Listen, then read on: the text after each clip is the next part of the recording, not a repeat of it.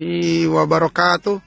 Kembali dengan saya Teguh Muhammad Ali melaporkan dari Danau Tiberias dan Rahmat Fadilah, tim Jelajah Bumi Para Nabi, dan juga Jamal Selfiti dan juga Walid dan tim kami lainnya di berbagai negeri, Mesir, Kairo, Jordan, dan juga di Palestina.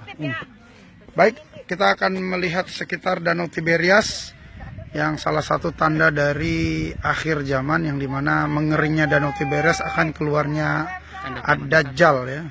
Salah satu tanda kiamat dan keluarnya Dajjal ini ada di sini. Airnya berawal kurang lebih dari sini, sekarang sudah surut sekitar hampir 700 sampai 1 km kalau kita lihat di depan sana sejauh mata memandang. Dan airnya ini sudah mulai mengering kembali. Kita bisa lihat tanah yang basah ini sudah sampai ke depan sini. Ini tanah yang kering, ya. Dan ini tanah yang basah.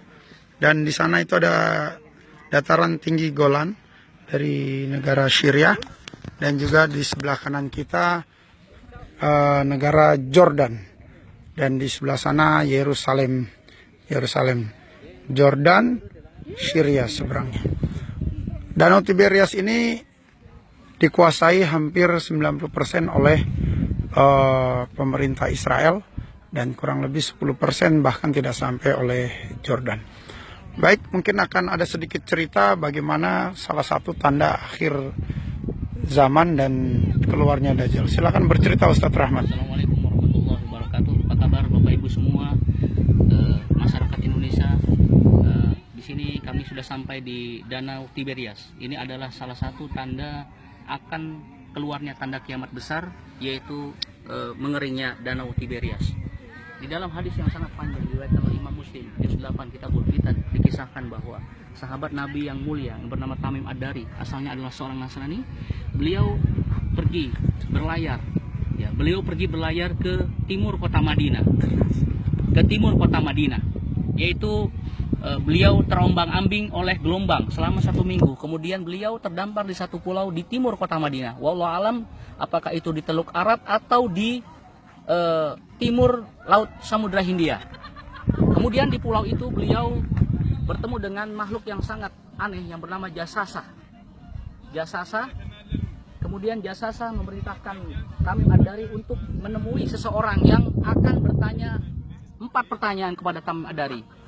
Akhirnya Tamim Ad-Dari bertemulah dengan sosok yang sangat misterius, dan digambarkan oleh Tamim Ad-Dari adalah sosok yang sangat-sangat besar, manusia yang sangat besar, berambut keriting kecil-kecil, keriting ikal kecil-kecil, kemudian matanya kedua-duanya hampir keluar, tapi yang sebelah kanan itu seperti anggur, pice. Di antara 2 pelepisnya tertulis kalimat kafaro, artinya kafir. Dan sosok itu adalah kita ketahui dan kita maklumi adalah Dajjal. Kemudian Tamim Ad-Dari ditanya oleh sosok Dajjal itu. Yang pertama, apakah air mata Zugar, apakah Rasulullah atau utusan Allah, seorang laki-laki dari kota yang bernama negeri Hijaz, seorang laki-laki sudah diutus di negeri Hijaz yang mengaku sebagai utusan, dia tidak bisa baca dan tulis? Kemudian Tamim menjawab, iya, ada. Dia di kota Mekah, kemudian sekarang tinggal di kota Yasrib atau di kota Madinah. Yang kedua, apakah air mata Zugar masih mengeluarkan air? Iya, sekarang masih mengeluarkan air. Kita tahu bahwa air mata Zugar berada di Jordania, dan kami kemarin bersama Pak Ali dan tim Jelajah Para Rasul datang ke air mata Zugar dan sudah mengering airnya.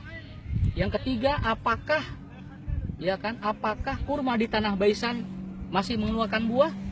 Oh iya, sekarang kurma di tanah Baisan masih mengeluarkan buah, jawab Tamim Ad-Dari. Sebentar lagi dia tidak akan mengeluarkan buah.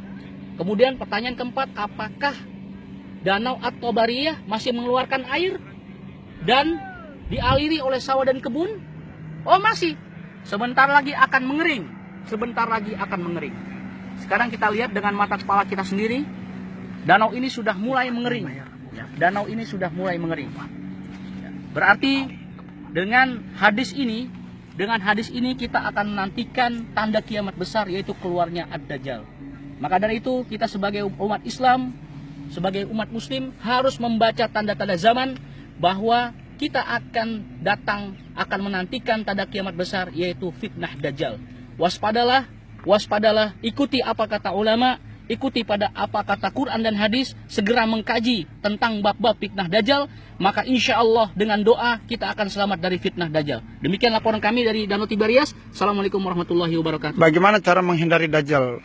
Cara menghindari Dajjal itu dengan doa, yaitu Allahumma inni a'udzubika min azabi jahannam wa min azabil qabri wa min fitnatil mahya wal mamat wa min fitnatil masihid dajjal. Doa itu dibaca setiap selesai sholat 5 waktu, selesai tahiyat akhir sebelum salam. Dan kemudian ada lagi, yang kedua adalah membaca surat Kahfi, 10 surat Kahfi, 10 awal surat Al-Kahfi. Harus dihafal. nomor 1 sampai 10. Ya, dibaca atau dihafal, tapi Nabi menyarankan untuk dihafal. Lebih bagus, lebih afdol. Mulai sekarang dan seterusnya kita baca, kita hafalkan surat Kahfi, insya Allah kita akan dilindungi dari fitnah Dajjal. Bahkan kemarin tadi siang Tadi ada siang imam kita mampir di Babu Ludin atau kota Ludin, yang kota itu di dalam hadis juga termaktub bahwa kota itu adalah kota yang akan dibunuhnya Dajjal, sang pendusta, sang pembohong, sang durjana, ya sumber fitnah, ya, raja kekafiran Dajjal yang memperbakandakan dirinya sebagai Tuhan. Dia akan dibunuh melalui tangan Isa Nabi SAW di kota Ludin. Tadi kita datangi. Imam Masjid Kota Ludin mengatakan, mulai saat ini saya memerintahkan dan seterusnya kepada Anda untuk selalu membaca 10 awal surat Al-Kahfi, menghafalkannya dan mengamalkannya. Karena saya sudah perintahkan kepada seluruh kota Ludin, orang muslim di kota Ludin, untuk membaca, menghafalkan dan membacanya setiap saat untuk berlindung dari fitnah Dajjal berdasarkan petunjuk Rasulullah bahwa kita harus membaca surat Kahfi 10 ayat pertama itu untuk selamat dari fitnah Dajjal. Baik, terima kasih Ustadz Rahmat. Kami tim Jelajah Bumi Para Nabi, mudah-mudahan apa yang kita sampaikan sedikit ini membawa manfaat dan barokah. Amin. Bila ada kekurangan, kesalahan, kekhilafan, saya Teguh Muhammad Ali dan Rahmat Fadilah melaporkan dari Danau Tiberias.